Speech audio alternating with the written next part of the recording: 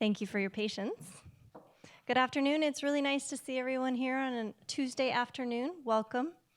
Welcome to the Politics of Division, Elections in the US and Kenya, held as part of our series of public events during the Women PeaceMakers residency at the Joan B. Kroc Institute for Peace and Justice, which is part of the Kroc School of Peace Studies. My name is Katie Zanoni, and I'm the program officer for the Women PeaceMakers program, working with Jennifer Freeman, the director of the Women PeaceMakers program. Many of you are familiar with this program, perhaps joining us in other events this season. And Joyce New and Dr. D. Aker founded this program 14 years ago, which now encompasses a network of 58 women from 38 countries from around the world. It is my pleasure to briefly introduce you to the 2016 Women PeaceMakers, selected from over 150 applicants from over 30 countries. We have Fatma Mehdi Hassam here from Western Sahara. We have Hamsatu Alamin from Nigeria, and Khurshid Bano from Pakistan. And with us here today, one of our featured speakers, Jane Anyango from Kenya. Each of these courageous women are here with us, residing at the University of San Diego to spend 10 weeks to speaking to audiences, documenting stories, and exchanging challenges and lessons with one another about their peace building and human rights work in their home communities. These stories are the product of daily interviews with their peace writers. We have Maggie Thatch Morshed working with Jane. I'm sure she's here. Sue Diaz working with Hamsatu. Alicia Wright working with Khurshid. And Serena Pelka working with Fatma. This in-depth look into the lives and strategies of global women leaders are crafted into creative nonfiction narratives under the direction of senior editor Emiko Noma, and will be released on our website for all of you to read in January. So we look forward to sending you the link to that, to the website, and you can read the stories when they're released. The event today is focused on how to counter divisive rhetoric that can be used in politics to fuel negativity and violence during election seasons. Jane Anyango, who lives and works in an informal settlement called Kibera in Kenya, will reflect not only on lessons learned during past post-election violence in 2007 and 2008, but also share strategies to prevent violence during the 2013 elections and in the run-up to the 2017 elections in her country. We are honored to have her here today to share her experiences and consider how she has taken a lead in her community to prevent politically driven violence during election seasons. Joining Jane is Dr. Gooding, who recently joined us here at the university as an assistant professor in the Department of Political Science and International Relations. Dr. Gooding's teaching and research explores the impact of racial identity on political engagement while recognizing mechanisms that may be used to include or exclude certain groups from democratic processes. Currently, Dr. Gooding is writing a book that examines group-based identity, socio-political attitudes, and political engagement among Afro-Caribbeans in the United States during the Barack Obama administration. It is a pleasure to have two such esteemed speakers with us here today. Thank you both, and I'd like to turn it over to Dr. Gooding and Jane.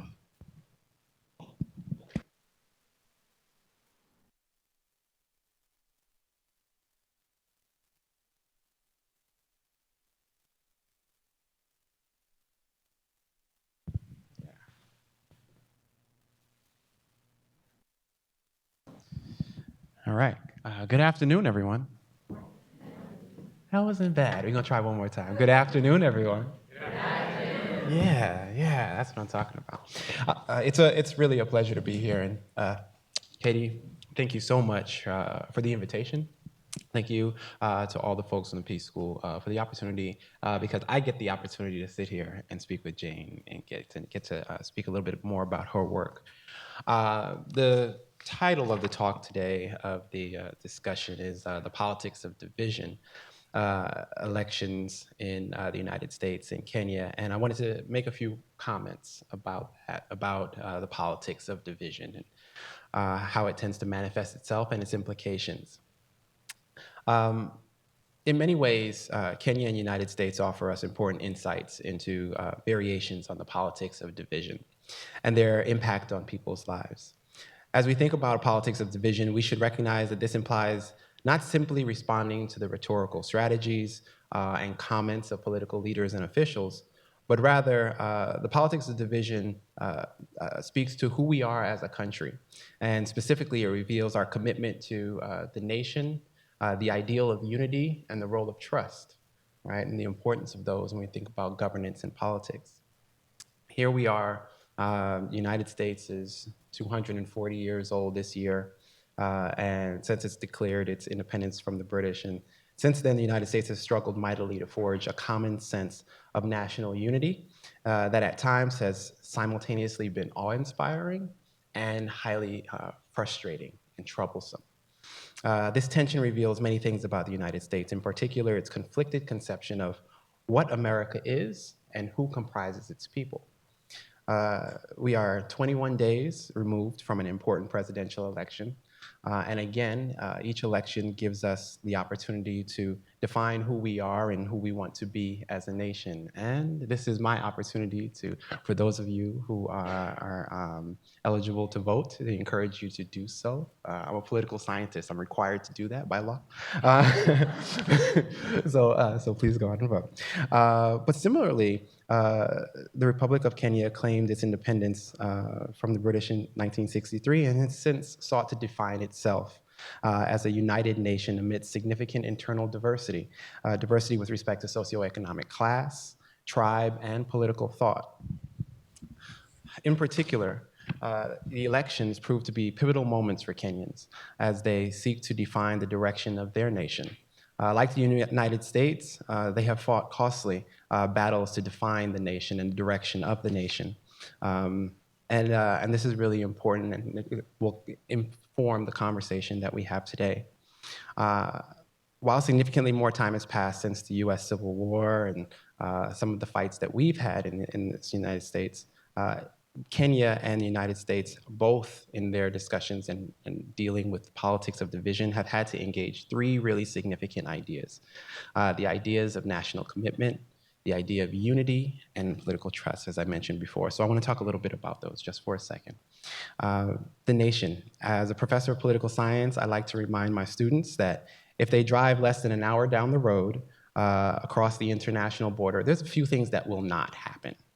The land itself, the ground, will not change colors to reflect the color of the Mexican flag, right? You will not all of a sudden gain some ability to speak Spanish simply because you have crossed the border, right? Why do I say these things? These things seem really obvious. Well, they're important to remind folks that when we talk about nations, we're talking really about the commitment that we've made.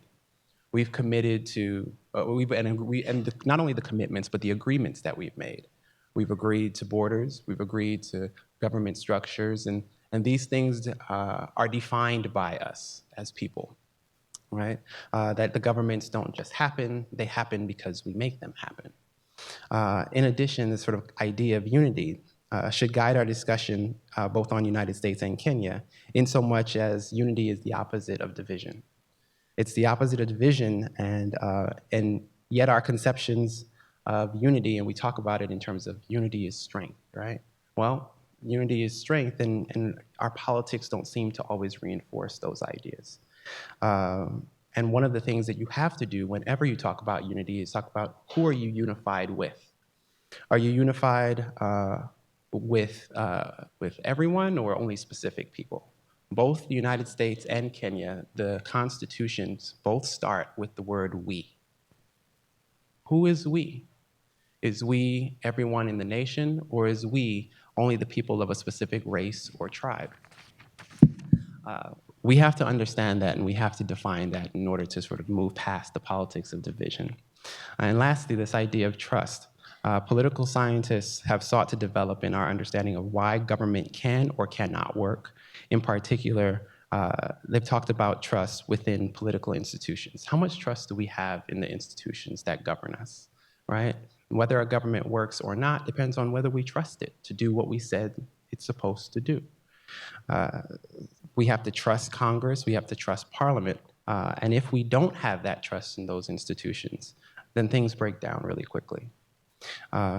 Given that we are in the context of a really fraught political season here in the United States, the rhetoric around the presidential election has ramped up, and we've seen all kinds of mudslinging, talks of rigged elections, and debasing supporters of the opposing party.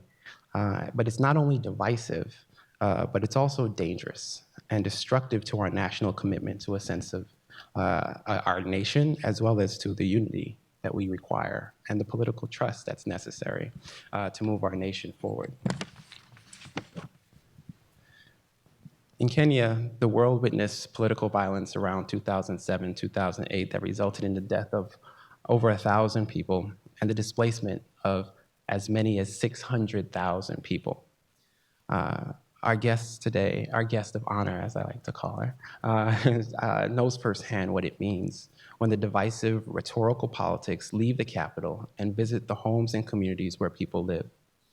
During post-election violence in 2007, 2008, Jane Anyango of Kenya mobilized hundreds of women to put a stop to the bloodshed and then helped prevent violence in the informal settlement of Kibera in Nairobi in the 2013 elections. Jane's work and commitment reveals extraordinary strength and a commitment to make peace.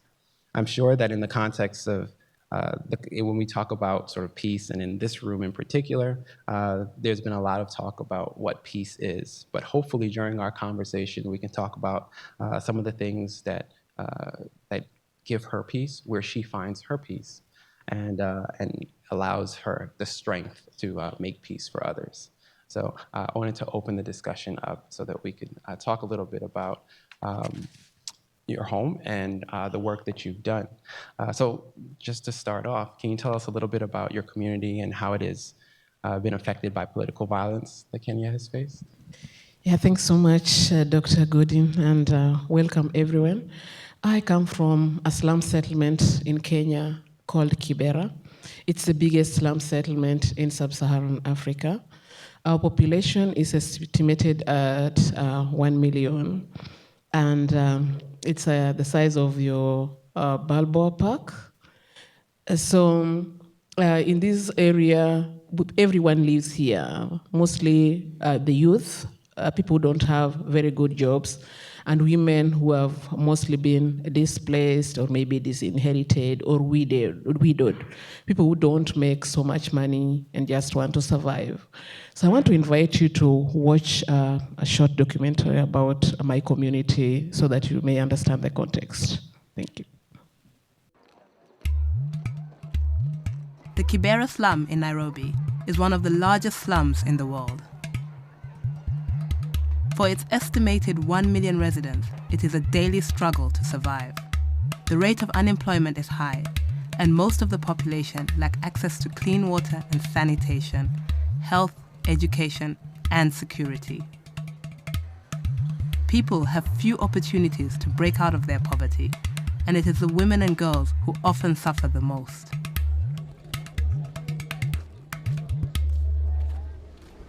Mon loko hala, wachandra chanda wadwara dwara kure ka wachiem, nyithindo be wan go kaka wakonyre kodonge. Be momi waloko hala ndara kanyo. Against the odds, women like Margaret are finding ways to improve the situation for themselves and their families. Bo yudo pesa kakidwaro no. Tadwaro mundu suma en kikochopie kama tek non kichatemo to kanyal te the more makura bru rem idire no. To nyalo chako beti mbenego.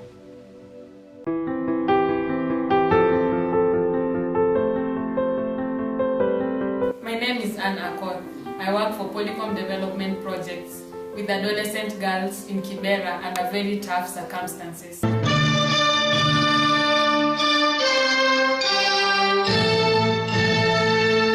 and show you.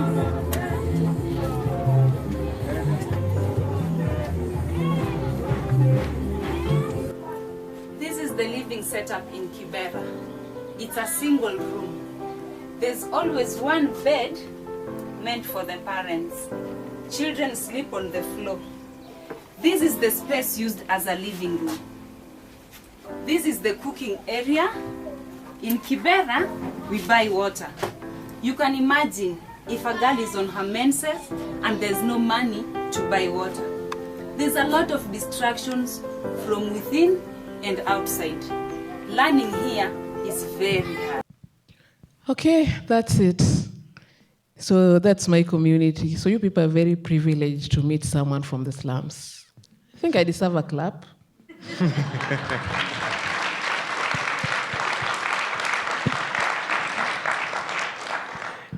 Okay, so that is my community. And anytime there's a problem in Kibera, then we are badly affected because we have so many youth who are idle. And from what you can see, people work to eat. People are very busy doing a lot of businesses, and it's business for survival, not business for development. So most of these youth, some of them have gone to school, and they don't have jobs. So they're just bitter. These are people who are just waiting for opportunities to vet their anger. So I'll tell you a little story. One time, one day, during the immediately after the post-election violence, a few months after the post-election violence, I was walking to church with my little girl, my 10-year-old girl then, she's 17 now.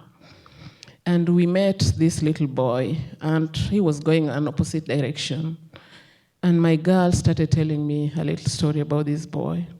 That this boy, anytime someone mentioned anything about his parents or her parents, then he would cry in class.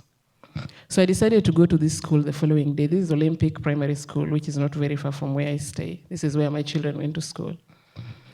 I decided to go to school and find out what was happening with this boy. And when I went to the head teacher, when I asked her about this, she told me that they have so many children like that since the post-election violence. And she didn't see anything special with that. So I decided to go deep and just find out what was happening with this little boy. So this little boy, his name is Felix. Him and his parents stayed in some town not very far from Nairobi. And during the post-election violence, the father left at night and never came back. The following day, he prepared as usual, organizing himself to go to school. And when he came to the living room to have his breakfast, the mother had packed a bag. He tried to ask the mother what was happening, but what the mother told him is that, we have to leave, and we have to leave now. So they left, the mother carried the suitcase, and he was still walking after the mother, asking questions. And from somewhere on the side, a group of boys started running after them. That is, as they were walking towards the road, and these people were carrying crude weapons. So the mother tried to carry him, and he was a bit heavy, and put him down, and they ran towards the vehicle. There was a vehicle on the road calling them to come. So when she got in, she pushed the boy in, and someone hit her on the back with a machete, and she fell down, and the vehicle drove off with this boy. And this boy was taken to the internally displaced persons camp, which is not very far from Kibera. It's the showground. And this boy tried so much to contact the parents, he didn't reach them. So he was in the camp all the time, and when the camps were closed, nobody cared about the children. Nobody cared to know the number of children who had lost their parents. To date, we don't have that data. So a woman brought this boy to Kibera and took him to school. So until this time I was meeting this boy, he still believed that his parents were alive somewhere. So what I'm trying to bring out is that we have boys like this in the community. From the head teacher's remarks, there are so many children like that in this school, and we don't know what to do about them. So to date, nobody cares about the number of women who lost their wives, about the women who lost their husbands, about the men who lost their wives, about the children who were orphaned. We heard a story of a woman who had the husband's head. When the husband's head was cut off, she carried it. She just had it for a few days in the camp, and she took it back to the village. Kibera is in the urban settlement, and most of us have our own villages. So she had it in the camp for some time and took it back home. So many bad things happened, and there are so many things that are yet to be addressed to date. We had all this committee of experts who came up with all these agendas. Yes, they helped us to draft them. The immediate ones were solved and they supervised them. But what is happening right now, the long-term solutions were never supervised and they've never been addressed. Meaning we have people who are very, very bitter in the community. We have people who are very, very sad everywhere and just waiting for anything, just waiting for that space to bring out their anger. So we have suffered firsthand in post-election violence. Can you speak a little bit about what the response of the political establishment has been to these stories and to the real lives that folks are, the experiences that folks are enduring? Most politicians only come to the people when they want votes. After that, they're never there. It's very hard for people to connect with them. And it's very unfortunate that, they're just creating more divisions right now because they are only talking about the things that their people faced. They are now organizing people along tribal lines, and lately people are being organized around religious lines. It's like we are not going to vote for such and such a person. We are not going to do this and that. So their utterances, their actions are creating more divisions in the community than bringing the people together, which is very unfortunate. When they're coming, when people are campaigning, they give so many promises. And to a community like ours, you come and talk to the boys about giving them jobs and things like that, then people have a lot of hopes. So if things don't go their way, then it's very very easy for them to take up weapons and just protest. So the politicians have not really helped the people, and people don't have much hope. But when they come to the people, then people are like, okay, we hope this time they're going to do something different. Can you speak a little bit about the role that women have had in this context, both politically and in the community? In the community, women were badly affected, and a Kibera woman is not a woman who sleeps. You just have to be all the time awake for you to be able to feed your family.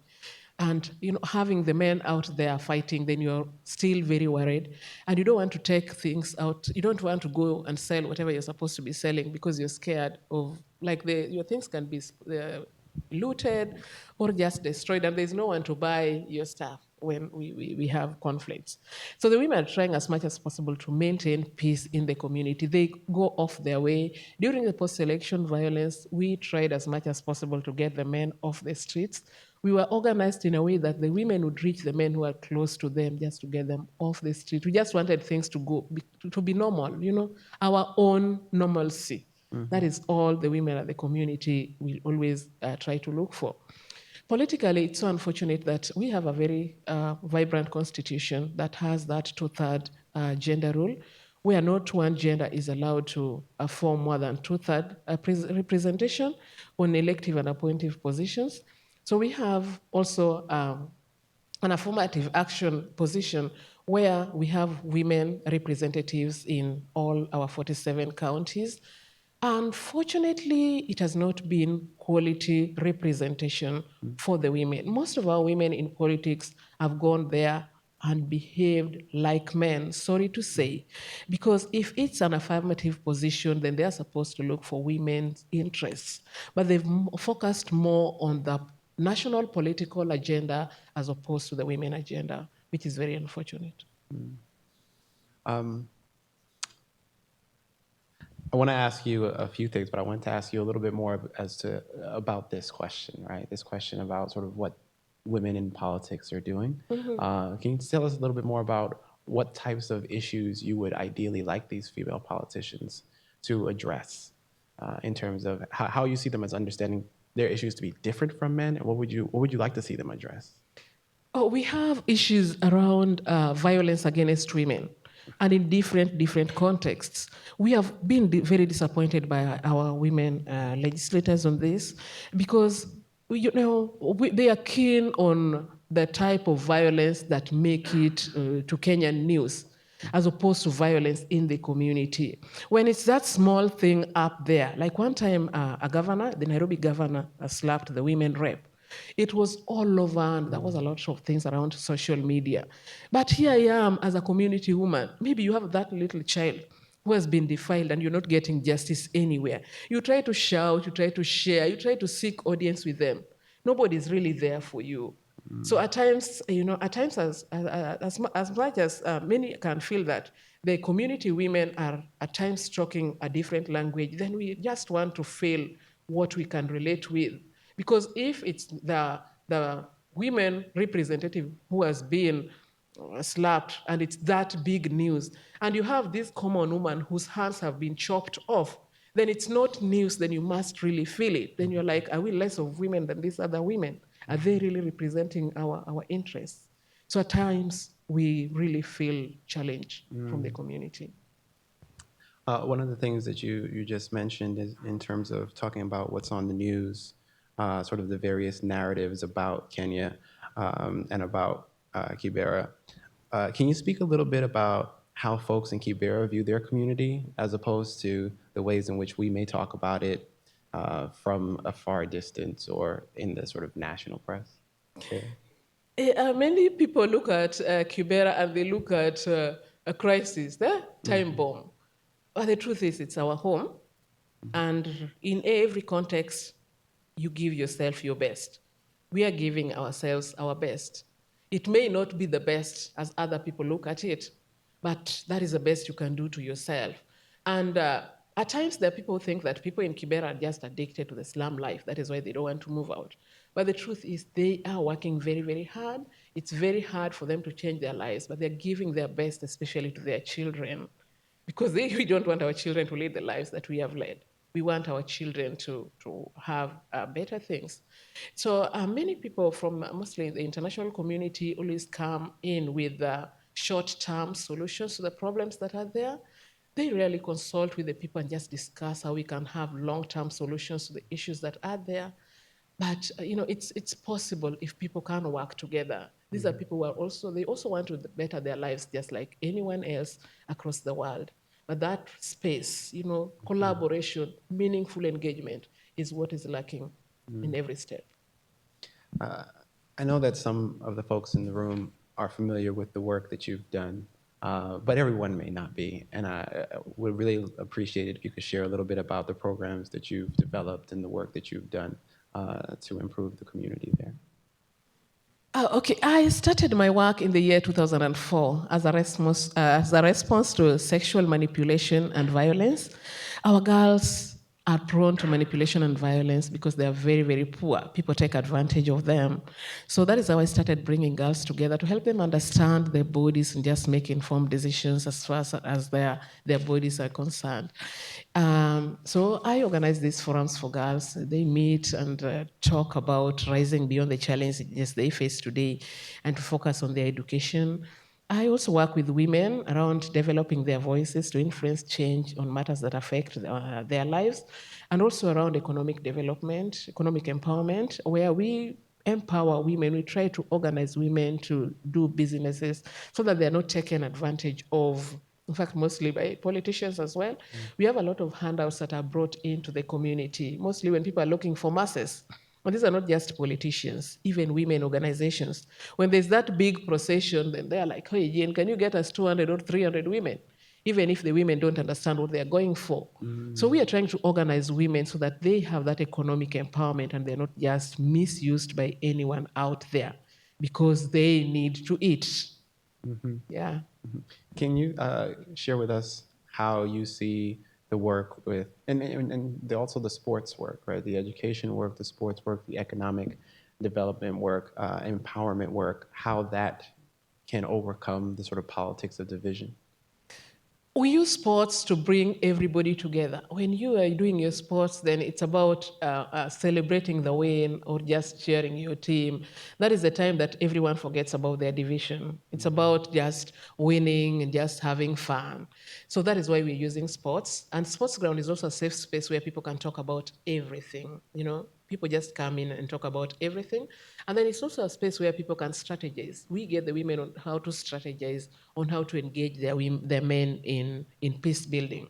We also discuss everything, including politics. Like if there's anything hot on our Kenyan news, we bring it to the ground, the playground, and we discuss about it. So in the playground, we can just differ, accuse each other, talk evil about the politicians, but we finish on peace note. So at the end of the day, it's a place that brings everybody together just to speak freely and finish on a peace note. On economic empowerment, it's about what works for us. It's about at times it's not just about, when we're doing loan programs, then we are not doing loan to start business. We are doing loan to organize people. In the slums, people live from hand to mouth because it's very hard to shop. You buy what you eat according to what you make on that day. So just getting the women to be able to save something every day, it helps them to learn that culture of saving. And with that, they're able to organize themselves. And you know, when you're busy, when your mind is very busy, then you think of positive things. So it's general organizing. It's organizing from your house, organizing from your neighborhood, and then just everywhere. Then you're very positive and organized. The work that you're doing is powerful, and I sense that you have, politicians have their own vision for where Kenya is going. I'm always interested for people who are doing work in the community. What is your vision for Kenya? What is your vision for Kibera? I envision a community that is safe for women and girls, a society where people are engaged because of the people they are, and not the tribe they come from or the race they are or the religion that they come from. I believe in looking at people and not things that divide people. So that is what I envision for my country. I envision that country where I go to a platform to speak and they don't look at my tribe. They don't look at the community where I come from. They don't look at the slum woman I am, but they look at the leader I am and what I'm able to give out. So I started off in sort of thinking about this space and the strength that you've had, the strength that you use to do this important work. Can you share with us where you find your strength? My strength, I find my strength from my work. The issues that I respond to are issues that affect me directly. When I'm talking about post-election violence, I'm not talking about the things I watch on TV. I'm not talking about the things I've read on the news. I'm talking about the issues that I personally experienced. When I'm talking about girls, then I'm not talking about somebody else's daughter. I'm talking about my child. I'm talking about my neighbor's daughter, that baby that I call with her name. And then when I'm talking about the women, then I'm talking about myself. I'm talking about my neighbors. I'm talking about all these women who come to me every day when they have issues, people I interact with, people I celebrate their change, and I mourn their loss. So that is where I get my strength. The issues that I'm handling are issues that I can never run away from. They call me. I don't have to wait, I can't hide from them. Yeah. And amidst all of that, we're here under the banner of peacemakers. And we're talking about you as a peacemaker. Where do you find your peace? I find my peace in my respect for everyone. I respect everybody.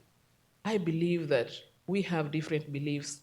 We are not the same, and we can never be the same. I say this every day in Kenya, when Kenyans say we are Kenyans. Yes, when I'm in Kenya, when I'm here, I'm Kenyan, but when I'm in Kenya, I'm a Luo from Nyanza. I don't play the Kenyan game because the fact that we are running away from these little differences is what makes us not appreciate other people. I believe that we are different, but we all have a right to coexist. I believe that yours is your best. There are things that we are by choice. Like my religion, I'm a Catholic by choice. It's my choice. It doesn't matter whether I was born a Catholic or not. After 18, I decided to stay a Catholic. I'm a Kenyan by nature design. I'm black by nature design. I cannot run away from it, and I'm not going to pretend that I don't like being black. I'm so proud of being black. It makes me happy. So I believe that yours is your best and mine is my best, and I respect everyone in that perspective. Thank you so much. I know Katie wanted to open it up.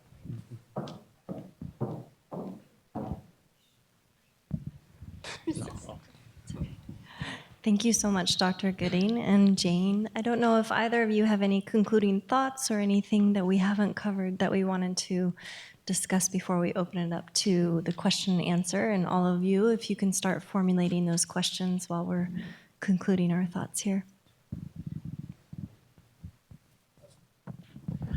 In the way of concluding thoughts, we do our work. I'm an academic by training, but the ways in which I understand my work, and I speak to my colleagues all the time about this, is as not distinct and separate from what's going on in communities. We are in a very volatile moment, both with respect to the political context and with respect to race relations in this country. I, like Jane, am very proud to be Black. I'm very proud to be who I am. I'm very proud to do what I do. But it's incumbent upon me to move what I do in my work into community at all times. And Jane's work is so inspiring and moving to remind us that you don't have the luxury to talk about politics in the abstract. You don't have the luxury to talk about what is academically convenient or what the theory says without a recognition that the theory must talk about the community and the people who are actually striving to make a better lives for themselves. So I thank you again, Jane, for your work, but also for sharing it with us.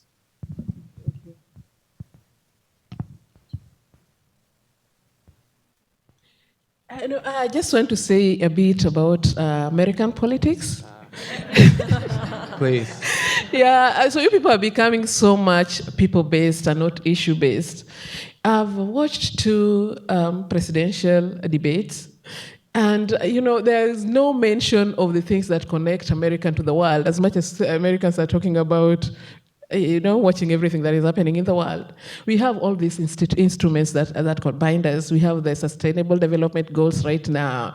We have all these UN resolutions. There is no single mention of such in the debates. And then ask ourselves, is this really the spirit of is it togetherness when you're looking at everyone across the globe? So I'm like, the politics of America is becoming so much people-based and not issue-based, and that is a bit discouraging for people like us from the community who are really looking like America is supposed to be such a perfect nation.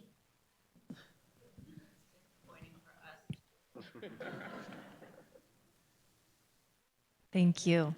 We'd like to invite all of you here today, if you have any questions, if you could raise your hand. We have 2 colleagues here who have microphones. So any questions, if you could. There's one up here. What are some of the things that you're actually doing to help the situation with the 2017 election? Yeah, that is if it takes place in 2017. The politicians are trying to push it forward. That is a debate that is on right now. We are organizing women around violence prevention. So we are getting the women to play. And this time they have to organize themselves on their own. So 15 women are supposed to organize themselves and get someone to support them so that they can play. In July, we had 4 teams. In August, we had 6 teams. In September, we had 10 teams, and we pray that we're going to have up to 50 teams. And when they get to the playground, first they talk about current politics. And these are women from the different political parties. So for a minute, they're able to forget about their political affiliations, just speak as Kenyans. We also invite politicians to talk to us, and when they come in, they don't talk about their political parties. They tell us about what they're going to do for the people. It doesn't matter where they come from. We allow people from the different political parties to come in, which is not very common in Kenya. In Kenya, if you are affiliated to the opposition, then that is where you're supposed to go. If they find you in in a different camp, then it's like you've trespassed, and it's very easy to be attacked. These are some of the things that we're trying to break as women. We are just trying to make sure that it doesn't happen again.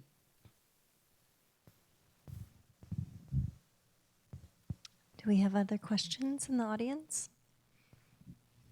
Especially with, I'm sure this has been triggering some thoughts around our current situation here in this country. One down here. This is actually a question for you, Dr. Gooding. I mean, a lot of folks have said this year that the American politics folks are needing to talk to the comparative politics folks and the international politics folks about things like ethnic nationalism, some of the things we're seeing in our...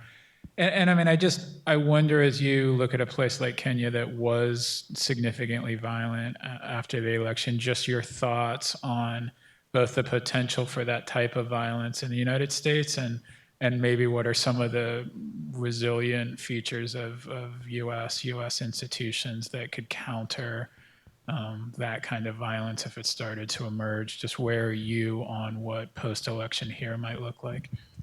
I'm going to try to offer an optimistic vision for November 9th and beyond and post our elections. I don't think that... The truth of the matter is, let me speak plainly. The rhetoric around rigged elections is really dangerous, right? It's dangerous because it suggests to people that their voice doesn't matter.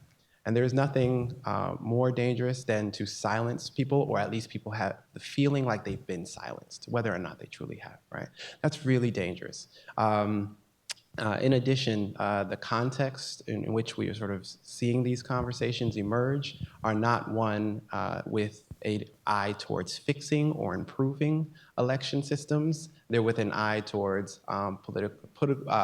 political strategy and trying to sort of advance your own political agenda. That's not particularly useful for the nation. I don't believe that we are sort of looking at a situation where we'll be faced with significant political violence, but this election season has been nothing other than, across the board, pretty much unprecedented.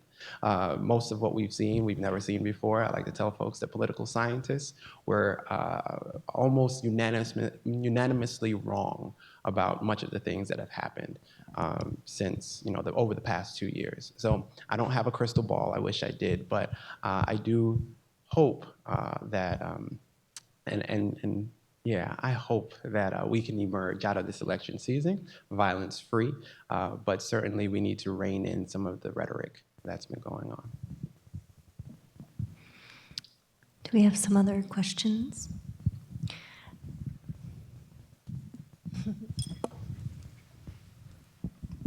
This question is for Jane. Jane, do you see any similarities or parallel things in the buildup to the 2007 and 2008 election and what you have observed here about the political landscape since you've been here? Thanks.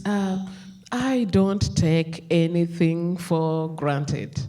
You cannot assume anything. I don't know how you people are, but from the campaigns that we have seen, or the discussions that are going on social media, we are all on social media, there's a lot of negativity. And mostly the world is used to responding. We wait till it happens and then we react. I wish Americans would just organize themselves to prevent anything from happening. We took so many things for granted as Kenyans. We had so many issues. The post-election, the disputed presidential results was just a trigger. And the issues that were raised, we had a Truth, Justice, and Reconciliation Commission. There are so many issues that were raised that have never been addressed. In fact, so many things are worse than they were before, because it's easier when it's under the table, when people don't know about it. We have the reports, that the TGRC report that has never been implemented. It's even said that it was doctored. It was doctored, meaning the issues that were there then that made Kenyans fight are still there. And we even have more worse things right now. So I don't think anything should be taken for granted. All measures should be taken just to ensure that nothing happens, because pointers are there pointers are really there. When people start threatening one another, when people are like, then things are not very right. One of the other things, in sort of just highlighting one of the things that you said, in that the issues are there and people refuse to discuss them to a certain extent.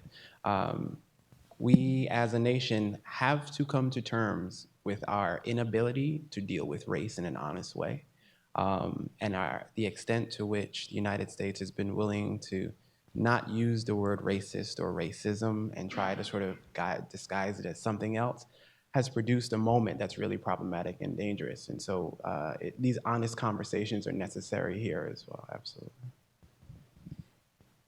When we got together as women during the post-election violence, we decided only to use our first names. Our second names affiliate us to our different tribes. So later we realized that, by just using our second names, then we are still running away from the fact that we are from different tribes. Why can't we make it normal that we are from all these different tribes and must learn to coexist? We have more than 42 different tribes in Kenya, and most of our political parties are tribal outfits. Like if a leader joins a political party, then they say that that tribe has joined that political party. That tribe has defected to this particular political party. So people moved into political parties with mostly their tribe, their kinsmen. So it's very, very important to accept that a problem is there, identify it, accept that it's there before solving it. You can't solve something that is not there. You can only solve a problem that is truly there, and you can get ways of solving it if you accept that it is there and it is a problem. You can't solve nothing. As the audience is thinking of their next question over here, I'm wondering if you could also expand on the idea of positive ethnicities and ways in which it seems that Kenya as a nation is moving towards a national identity as Kenyans, yet it's very important to maintain the identity within oneself. So maybe concrete examples of celebrating diversity in Kenya. First we have our beautiful flag. We have our beautiful flag up here, and all the colors have those meanings. And we try also to sing our national anthem everywhere, at every stage, and it's a prayer in itself. Kenya is a very praying nation. So with this one promotes our togetherness. On positive ethnicity, especially at the community level, we have a lot of multicultural events where different people come up with just to celebrate the beauty of their diversities. Like in my community, we have issues that people don't agree with, but we try to organize them in a way that, they're just beautiful. I come from a very ceremonious community. We have something, we call it in my community, Park Rock. Park Rock is just about saying all those beautiful things about yourself. Like men in my community would associate themselves with the lions and the elephants and things like that, and just bring it out very, very positively. So when we are celebrating our diversity, then we look at a lion that can stay with the people, not that a lion that is attacking everyone, So we have people coming in with their different types of foods, the music, and everybody dances to that. And then you just see the beauty of your diversity, of this thing that is supposed to be dividing you. And at the community level, we have no option. You don't choose your neighbor. You share almost everything. You share the roof with this person who is supposed to come from that community that you don't believe in. The washing space, just everything. You don't have anything at night. If your neighbor's child is going to go hungry, does not have food to eat, then you can't sleep. So if she's coming from a community that you feel that you can't associate with, then what are you going to do? Where do you run to? At the community level, we have managed to actually rise beyond this. And at Kibera Women for Peace and Fairness level, we say we celebrate positive ethnicity. We are trying to sell this to Kenyans. It's a slow move, but we are working on that.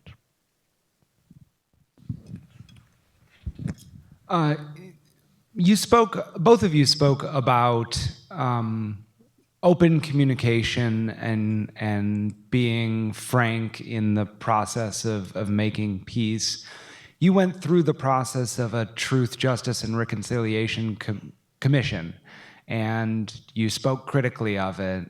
What is your feeling about Truth and Reconciliation Commissions as a method of peace building now that you've gone through it personally? Do you think that they are useful moving forward and that the version in Kenya was flawed, or are you skeptical of them as a practice? The truth, justice, and reconciliation processes are very, very important. It's good for people to know what happened and what is happening. That is the only way people can come up with issues to make things okay. Or, if they are ignoring, then they are just ignoring. But the truth is the government is aware right now. They know the issues that the people have. And still, it's not just about the government. It's still about the community. It's still about coming up with relevant initiatives from the community level to ensure that it doesn't happen again, or just to protect whoever is grieved. I remember in some community in Western Kenya, we met this old lady whose son went to the university, I think was it in early 80s? He was a student leader and very vocal. He was burnt in his room.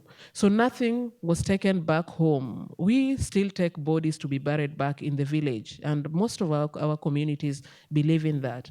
So this boy was in a university at the city center, University of Nairobi. He was burnt in his room. So all that was taken back was his cardigan that he had left in the classroom. So a friend took it back to the mother. The mother is still keeping it to date. So you can imagine such a person in the community. Maybe the neighbors didn't even know that this is what this lady is going through. So when people talk, when people share, when people are able to come out and just say openly, then the help does not have to come from very far. You can use what you have wherever you are just to make things better, if not perfect. There's a question over here.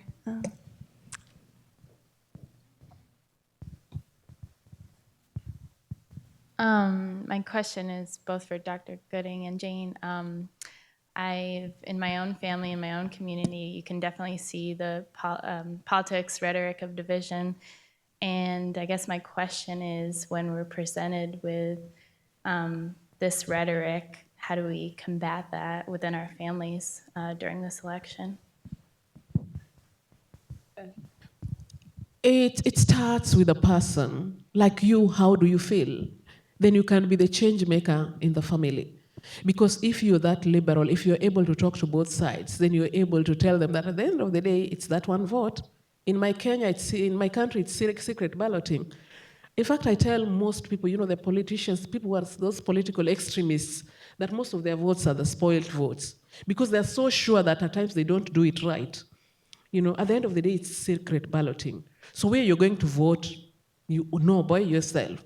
So I don't see the reason why it should bring a lot of differences. People can have different political views, but it doesn't have to go, the violence way. At the end of the day, you choose on your own. I don't know how you people vote, by the way. I'm sorry that I'm talking about this, yet I don't know how you vote. But in Kenya, it's your own booth, your own pen, your own ballot. So someone can go everywhere saying that I'm going to vote for so and so, and maybe they don't even vote for them. Maybe even these political aspirants don't even vote for themselves when they know they're losing, Maybe they end up voting for other people. So why should it be so much of a big deal?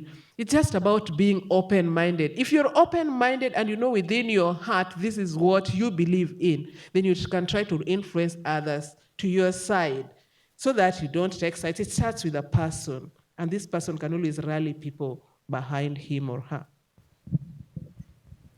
Absolutely. The politics become this thing that we have a hard time talking about, in large part because we always assign the politics and we say that is the person, right? We say the way you believe is that's who you are, and we have an inability to separate ideas from people, and the extent to which we can talk about the ideas, the extent to which we can challenge the ideas without challenging the person. can be a useful way of thinking about moving the needle, so to speak. Certainly, when it comes to going on election day and pulling a lever or marking an X on a box, that matters because you give credence to the political conversation. You sort of say, this is the kind of conversation I'm comfortable with, and this is what the national debate should look like. So you have a part to play in that, but when you're talking about inside your personal conversations with family members, the important part is to distinguish the ideas from the people. Thank you. As the audience is thinking about more questions, okay, we've got two, one here and here. I want to thank you for your comments, and Jane, particularly for you. I'm wondering if the people in Kibera are able to come together to pressure all of the candidates to address some of the issues that you have in your living situation. The living situation in Kibera have been used for years as a campaign tool. We are going to make things better for you. We're going to give the youth jobs. We're going to do this. So it has been a campaign tool for a very, very long time. And it's not a one person's decision. And I think it's also not so much of a political decision because they have to engage with the people. We had this program that was there with the World Bank, which was about slum upgrading. But still, it stalled. There was a lot of corruption around it. And still, people felt that people were not engaged. There are people who moved to the decanting site for the constructions, but still came back in the slums because it was not just the people's setup. As I told you before, is that in Kibera, people live according to what they earn per day. So if they are taken to that setup where you have to shop and stock your fridge and stock your what, then it's a serious frustration. So it's about engaging the people and coming up with that development that is suitable for the people, the development that is people's friendly, which is a huge gap everywhere. It's very, very hard still at globally to understand the value of development to the people. It's always about few people sitting together and deciding that this is what they need. So that is a challenge that has been there in Kibera.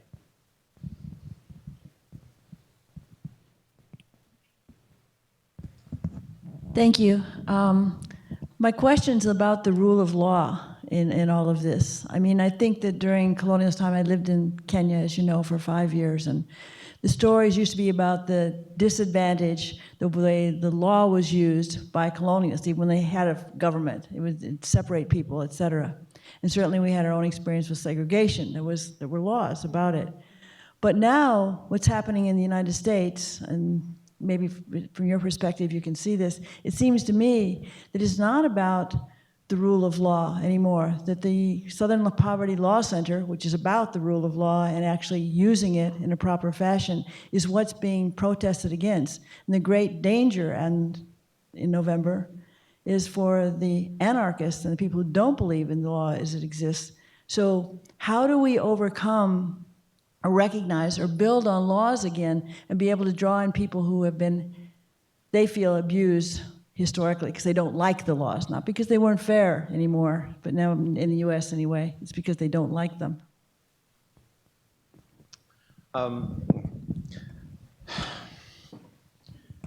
We have a very different setup, situation than we had to deal with historically. We can talk about historically, or we can point to specific laws that had they were unjust in the ways in which they were written and the ways in which they were supposed to affect the community. Now we have to deal with impact. We have to deal with the ways in which laws affect communities, not necessarily, which may or may not be what was intended, And again, sort of to call back to our conversation before, to have honest conversations about that, right? The laws that, for some, have political strategy behind them, and there are goals that are not so much on the sort of face of them. Sometimes they're more problematic than they may appear. We need to be honest about what the impact of those laws are on specific communities and have a real conversation about that, which requires honesty.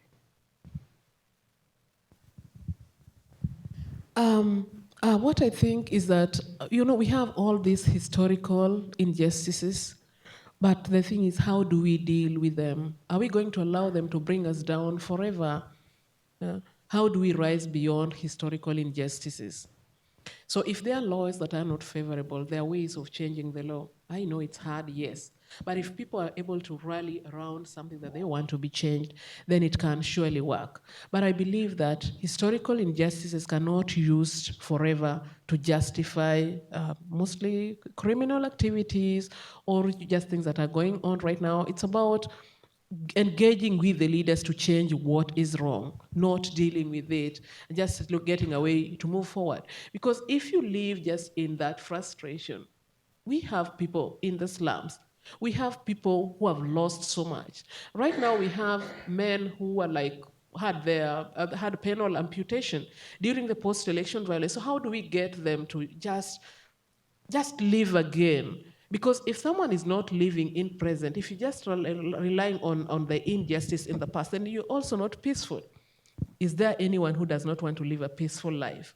So horrible things happen, but people must learn to organize around just being positive again. The more one talks about negative stuff, the more that negativity becomes bigger and more people rally around it, and then it becomes bigger and worse, and the world is not livable again.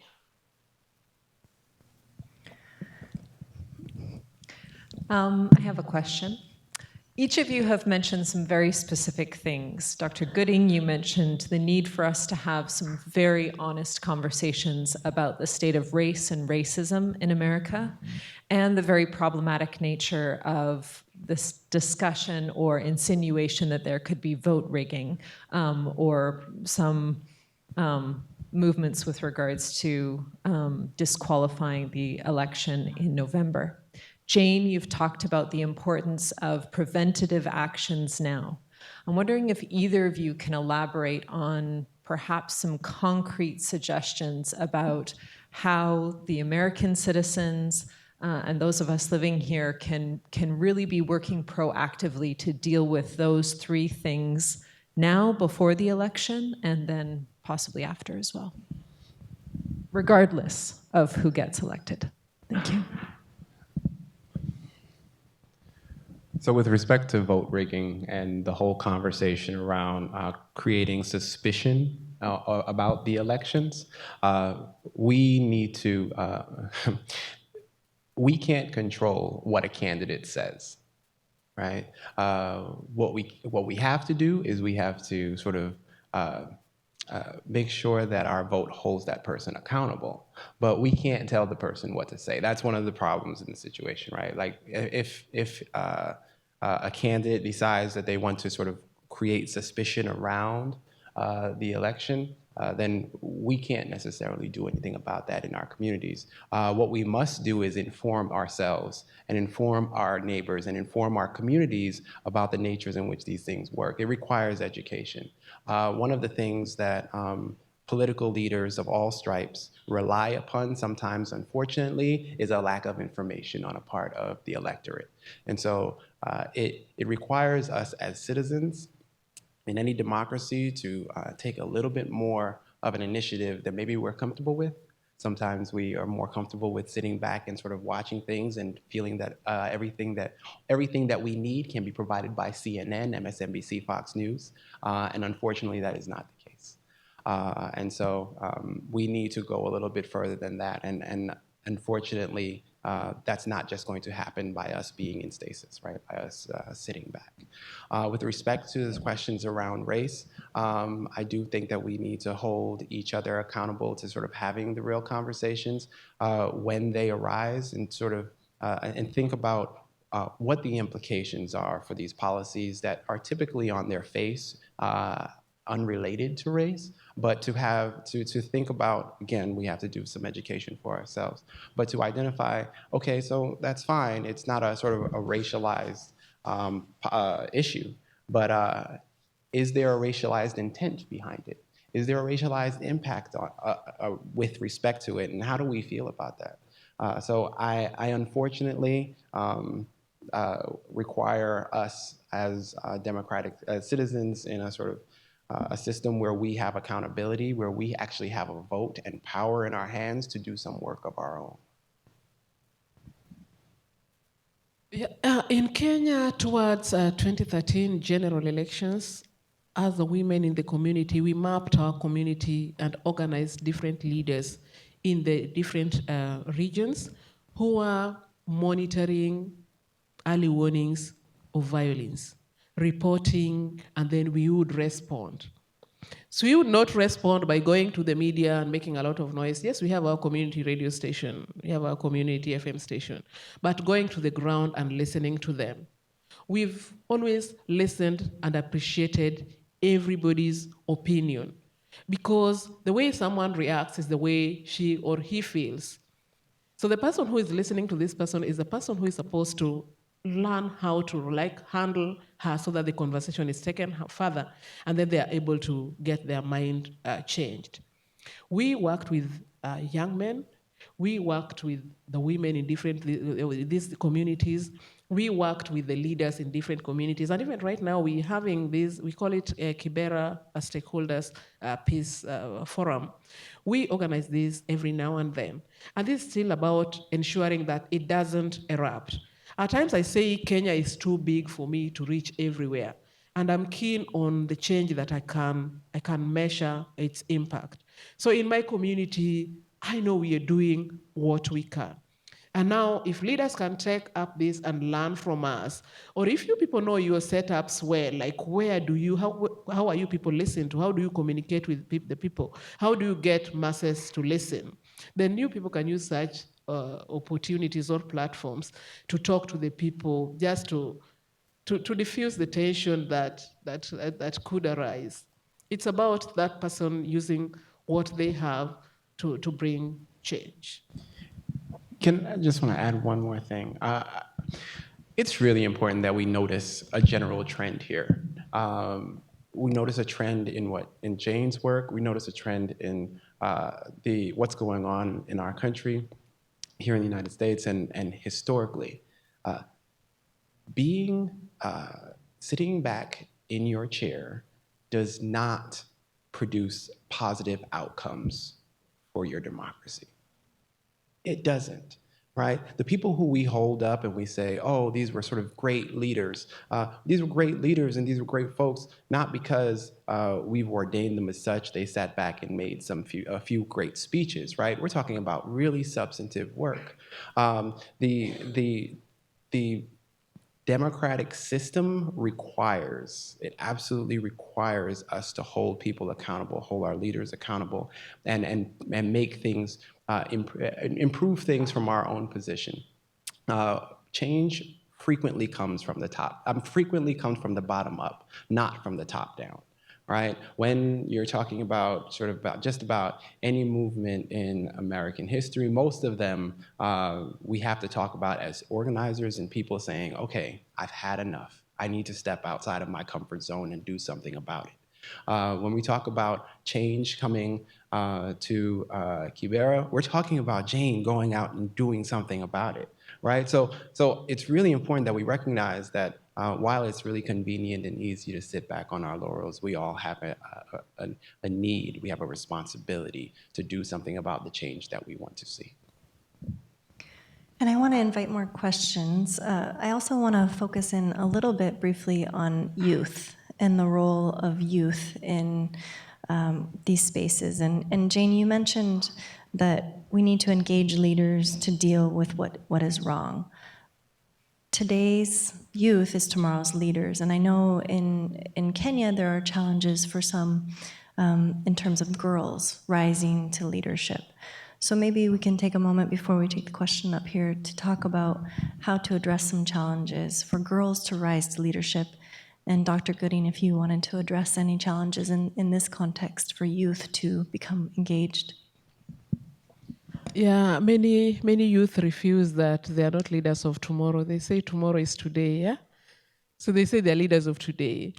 So like us, we work with girls, we work with adolescent girls. We try to empower them as early as possible. And even young women, we are telling them to claim their space in all those organized groups that are there.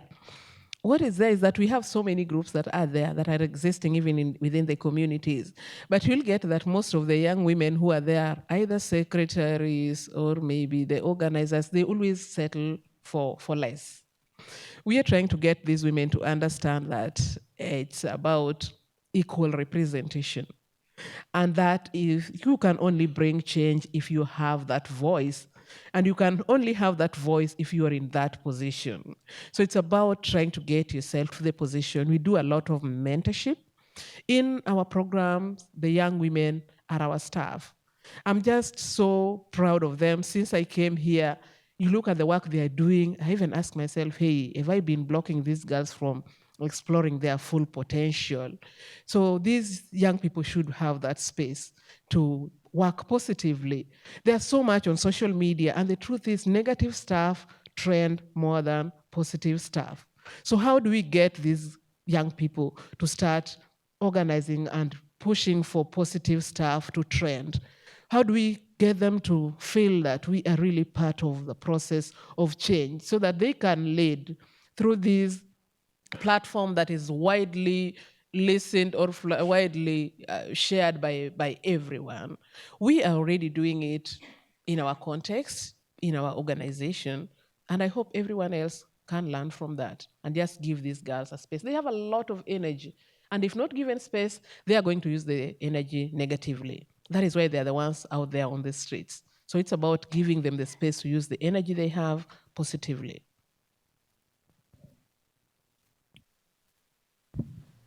Agreed.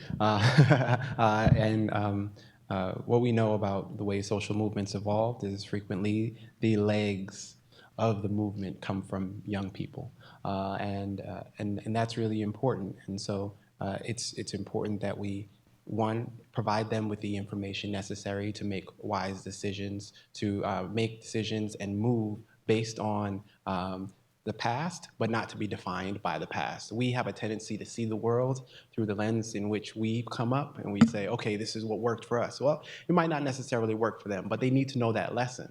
They need to know what we've done in the past in order so that they could take that information, catalyze it, mobilize it, and then develop a bigger and better version of the movement, whatever movement that may be. I have a question here, here, and then down here. So my question, just kind of going off of this, and I think it's kind of a good transition point.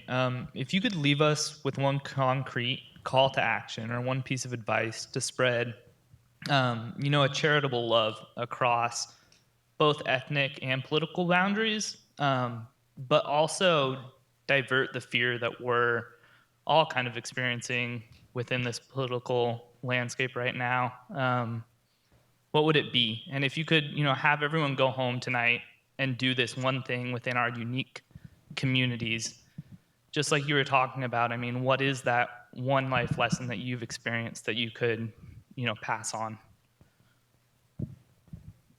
That's you, Doctor. Oh, that's a great question.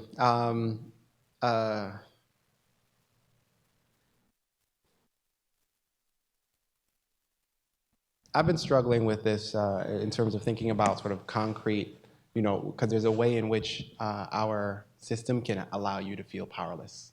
It can feel so far away and it can feel so distant. But if you forget that the people who are speaking in front of the room are merely just that, people, if you forget that what they have had is a few opportunities, but they do not necessarily have all the answers, if you forget that you are similarly empowered and you have no reason to give your power over to them unless that's by your own choice, if you forget these things, then we have a problem. Right?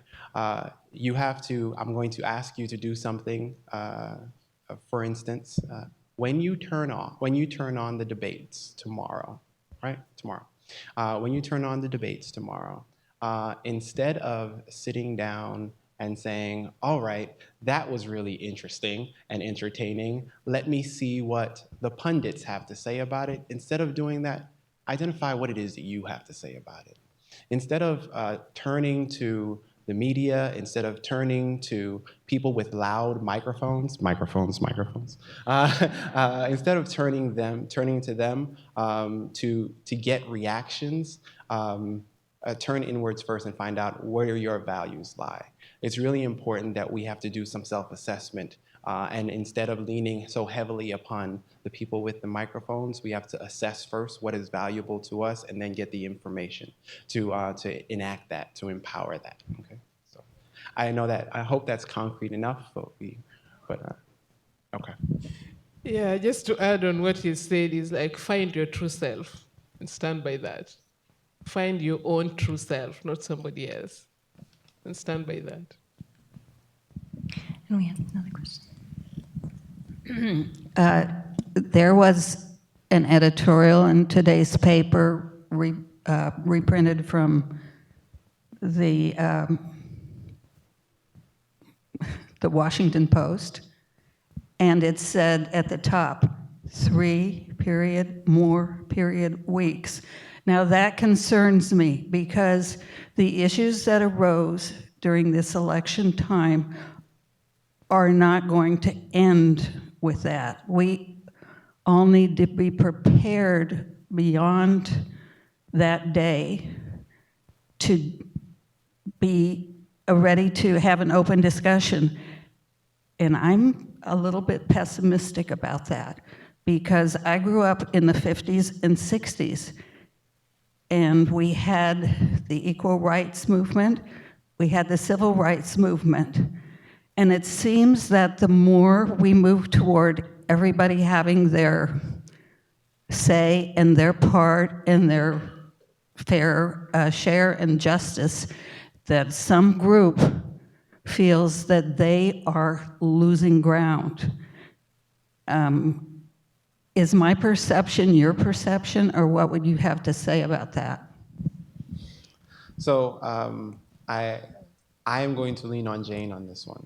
I'm going to lean on you in that what you said was so powerful and so important. I hope everyone in this room heard it in terms of identifying the extent to which my difference is a strength that you and I both can recognize, right? That each group doesn't necessarily, their strength doesn't have to require another person's weakness. Is that so? In reality, there is no need for us to be competitive in the sort of definition of ourselves. But is that in fact how we tend to talk about it? Yes, I think you're right. I think that we do tend to say, because the truth of the matter is, and we know these quotes all too well, right? People don't necessarily like giving up power, right? And when they feel as though someone else is getting power, they presume that means they're losing it. And so they talk about these things in terms of a zero-sum game, and that's problematic, certainly. And I think some of our political conversations right now are revolving around that idea, right? That one person's power gain is another person's power loss. But I would like to reinforce that it doesn't have to. We don't have to conceptualize it that way, right? That is useful for getting ratings. That is useful for getting votes. That is not necessarily useful for leading a country into the future.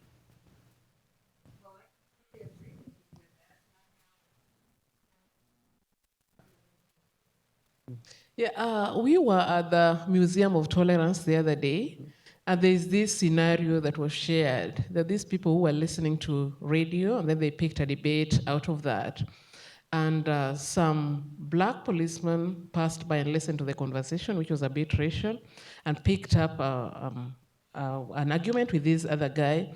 And they started arguing very strongly, and then he brought out his gun, and as they were trying to fight him to get the gun from him, he shot an innocent person. So the questions that were coming out of this is like, who do we agree with? Who was right? Well, there was the reporter. Is it the reporter who was talking, this news person who was on radio? Yeah, these two gentlemen who were actually talking out there.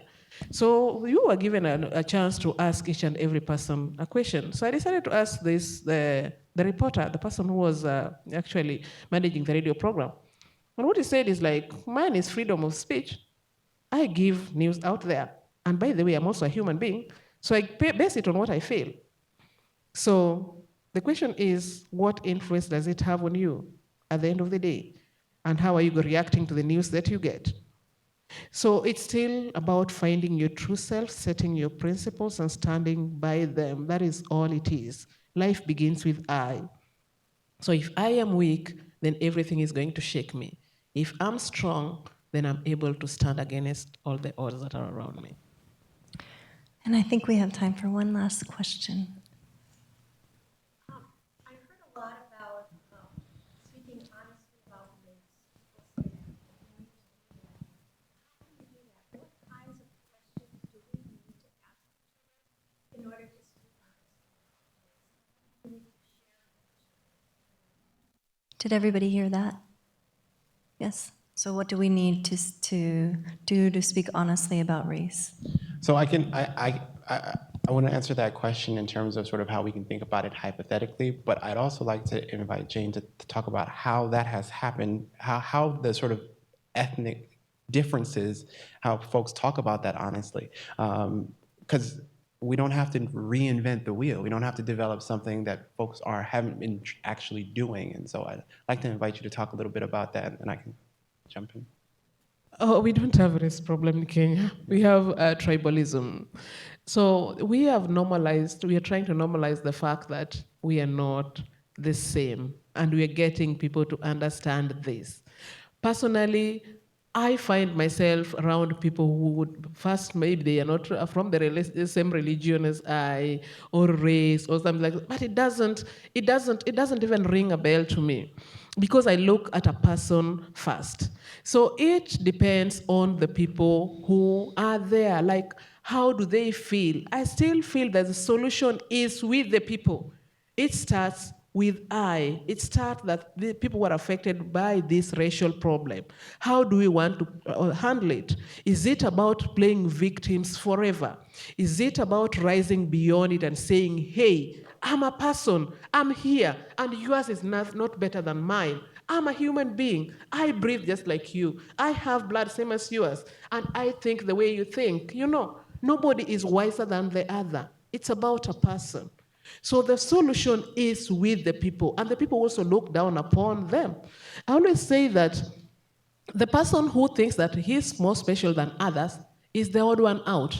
And if you're the odd one out, then you're the negative one. You know, if someone thinks that he's so special or so wise among all these stupid people, then something is wrong with him. Why should you be so wise among stupid people? You are the problem. So it's about the people identifying that this is something that we have to deal with, and this is how we are going to deal with it positively so that we don't create more problems. So racial, it starts with the people. It starts with people from that, I don't know which side where. You know, if we in Kenya would say, like, I'm a Luo, it starts with Luos. Luos have always talked about all these historical injustices, which are truly there, yes. But am I going to allow things that happened to my great-grandfather affect my little boy?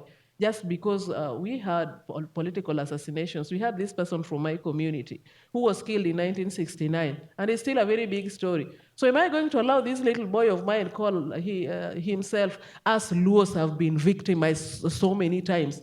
Or I'm going to organize my boy to look at the issue that is there right now. The current government is doing this and that to me. So we are not going to allow it because it has happened in the past. So it's not just the past is not there. I'll refer to the past to make the present right. But I'm not going to allow my child to let the historical injustice just make him hate everyone.